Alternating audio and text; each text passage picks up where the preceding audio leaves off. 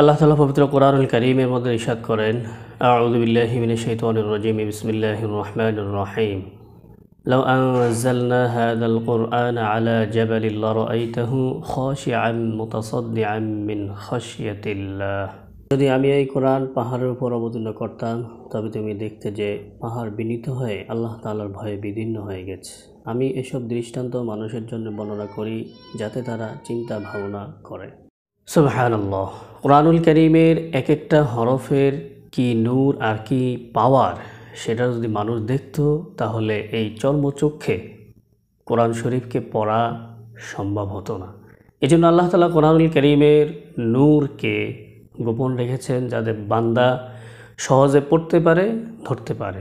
এখন কথা হচ্ছে, যে কোরআনুল কারীমকে পাহাড় নিতে অস্বীকৃতি জানালো, সেই কোরআনুল কারীমকে আল্লাহ তাআলা কিভাবে মানুষের উপরে নাজিল করলেন, আর কিভাবেই মানুষ এই কোরআনুল কারীমকে বহন করে এখনও টিকে আছে, সেটাই আজকে আমরা আলোচনা করব। ধরুন, আপনি বাজারে গিয়েছেন, ভরপুর বাজার সদাই করে বাড়ি ফিরেছেন। যখন আপনি দরজায় আসছেন, আপনার বাসার ছোট বাচ্চারা জানতে পেরে এক দৌড়ে আপনার কাছে চলে আসে। সে আপনার কাছে গিয়ে বায়না ধরে, আবদার করে যে বাজারের ব্যাগটা আমার কাছে দেন, আমি নিতে পারবো। আপনি যতই তাকে বুঝাইতে চেষ্টা করেন, সে নাছর বান্দা, বুঝতে রাজি নন। সে বুঝাইতে চায় ব্যাগ বা বস্তা যত ভারী হোক না কেন, সে এটা বহন করতে সক্ষম। তখন আপনি উপায় না দেখে কী করেন?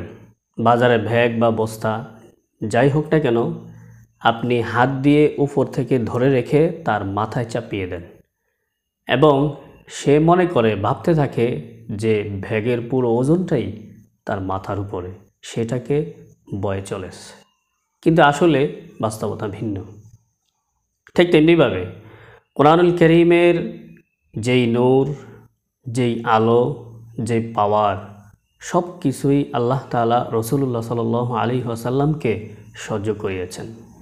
এর এক একটা সূরা, এক একটা আয়াত নাজিল হওয়ার পর রাসূলুল্লাহ সাল্লাল্লাহু আলাইহি ওয়াসাল্লামের শারীরিক এবং মানসিক অনেক কষ্ট সহ্য করতে হতো।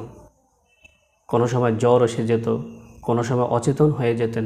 তো রাসূলুল্লাহ সাল্লাল্লাহু আলাইহি ওয়াসাল্লাম এই কষ্টের মধ্যে দিয়ে গিয়ে আজকের এই কোরআনুল কারীম আমাদের পর্যন্ত আল্লাহ তাআলা পৌঁছে দিয়েছেন।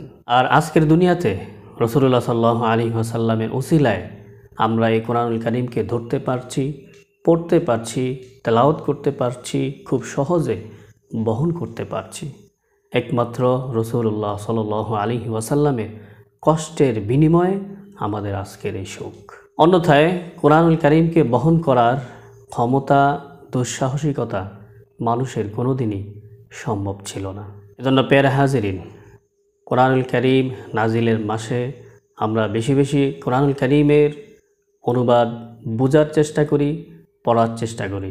অন্তত একটি সূরার অনুবাদ আমরা বোঝার চেষ্টা করি, তাফসির দেখার চেষ্টা করি। তাহলে রাসূলুল্লাহ সাল্লাল্লাহু আলাইহি ওয়াসাল্লামের প্রতি যেই কষ্ট তিনি সহ্য করেছেন, এটি আমি রাসূলুল্লাহ সাল্লাল্লাহু আলাইহি ওয়াসাল্লামের সামনে দাঁড়িয়ে বলতে পারবো যে, নবী, আপনি যেই কষ্টের কোরআন রেখে গিয়েছেন, সেটাকে আমি ভালোভাবে অধ্যয়ন করেছি এবং আমল করার চেষ্টা করেছি।